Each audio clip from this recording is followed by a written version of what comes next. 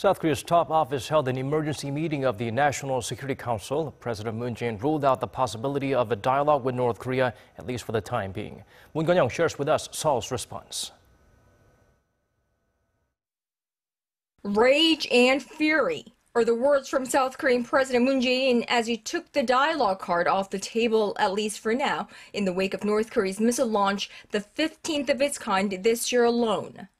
북한의 지속적인 도발은 한반도와 국제사회의 평화와 안정에 중대한 위협으로서 이를 엄중히 규탄하고 분노합니다. The remarks came at an urgent meeting of the National Security Council Friday to discuss the North's latest provocation, just days after a new sanctions resolution was adopted by the UN Security Council to halt its accelerating nuclear and missile tests. 이런 상황에서는 대화도 불가능합니다. 북한이 진정한 대화의 길로 놓을 수밖에 없도록 국제사회의 제재와 압박이 한층 더 옥죄어질 것입니다. As he called for his fifth National Security Council meeting since taking office in May, the South Korean president instructed government officials to pursue stern measures to discourage Pyongyang from further provocations.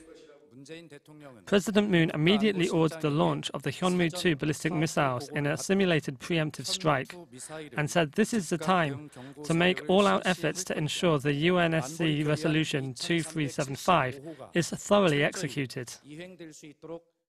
Ordering his officials to also analyze and prepare for new possible North Korean threats, including electromagnetic pulse and biochemical attacks.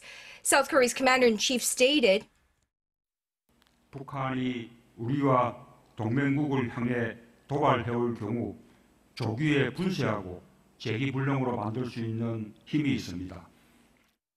Later in the day, President Moon spoke over the phone with Japanese Prime Minister Shinzo Abe, who raised an issue with Seoul's plans to provide $8 million worth of humanitarian aid to North Korea via UN programs.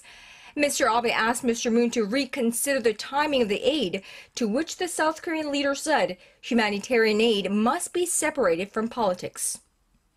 And one more to note, the latest missile test comes just days before hundreds of world leaders, including South Korean President Moon Jae-in, U.S. President Donald Trump, and Japanese Prime Minister Shinzo Abe gather in New York for the UN General Assembly next week. And with North Korea obviously unfazed by the latest UN sanctions by the Security Council, a key observation point will be whether the global community will enact tougher sanctions on the North this time around, which may include a complete cutoff of oil and other fuels imported into North Korea, mostly from China. Moon Jae-in, Arirang News, The Blue House.